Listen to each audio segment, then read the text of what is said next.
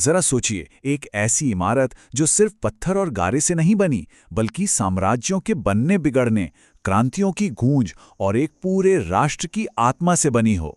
आज हम भारत के दिल में बसे ऐसे ही एक प्रतीक लाल किले की कहानी को समझने की कोशिश करेंगे।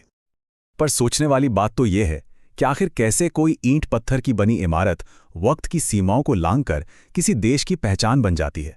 कैसे एक बिल्डिंग महज बिल्डिंग न रहकर एक जीती जागती कहानी बन जाती है।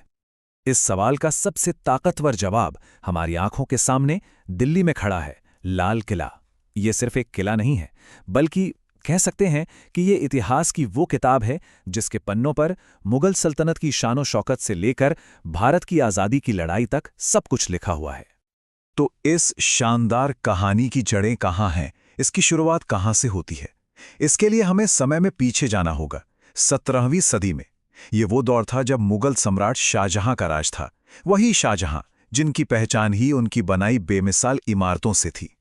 साल था 1648। जब ये विशाल किला बनकर तैयार हुआ तो ये सिर्फ एक राजधानी का सेंटर नहीं था। नहीं, ये उस मुगल साम्राज्य की ताकत, उसकी अमीरी और उसकी कला का पूरी दुनिया के सामने एक बुलंद ऐलान था, जो उस वक्त अपनी बुलंदी पर था। इसकी सबसे पहली पहचान तो इसके नाम में ही है। लाल बलुआ पत्थर से बनी इसकी ऊंची ऊंची दीवारें जो धूप में चमक उठती हैं, और अंदर तो मुगल आर्किटेक्चर का कमाल देखने को मिलता है। दीवाने आम जैसे बड़े बड़े हॉल, संगमरमर से बनी मोती मस्जिद का सुकून और नहरें बहिश्त जैसे खूबसूरत बाग। यहाँ का तो कोना कोना शाही शान की कहानी सुनाता है। लेकिन लाल किले की असली कहानी सिर्फ इसकी दीवारों और मेहराबों में नहीं है। इसकी असली कहानी तो उन बड़ी बड़ी घटनाओं में छिपी है जिनका ये खुद गवाह रहा। वक्त के साथ साथ ये किला एक खामोश दर्शक से इतिहास का एक अहम किरदार बन गया। और फिर आया इतिहास का वो मोड़ जिसने इस किले की पहचान हमेशा हमेशा के लिए बदल दी। वो पल था भारत की आज़ादी का ऐलान। सोचिए, एक ही लम्हे में जो किला मुगल सत्ता की सबसे बड़ी निशानी था, वो करोड़ों लोगों की आज़ादी और एक नए देश की संप्रभुता का प्रतीक बन गया। ये एक ऐसा बदलाव था जिसने इतिहास का रुख ही मोड़ दिया। और मजे की बात यह है कि ये बदलाव कोई पुरानी कहानी नहीं है, ये आज भी जिंदा है। हर साल 15 अगस्त को जब भारत के प्रधानमंत्री लाल किले की प्राचीर से देश को संबोधित करते हैं, तो वो सिर्फ एक भाषण नहीं होता, वो उसी ऐतिहासिक पल की एक गूंज होती है जो हमें हमारी आज़ादी और लोकतंत्र की याद दिलाती है।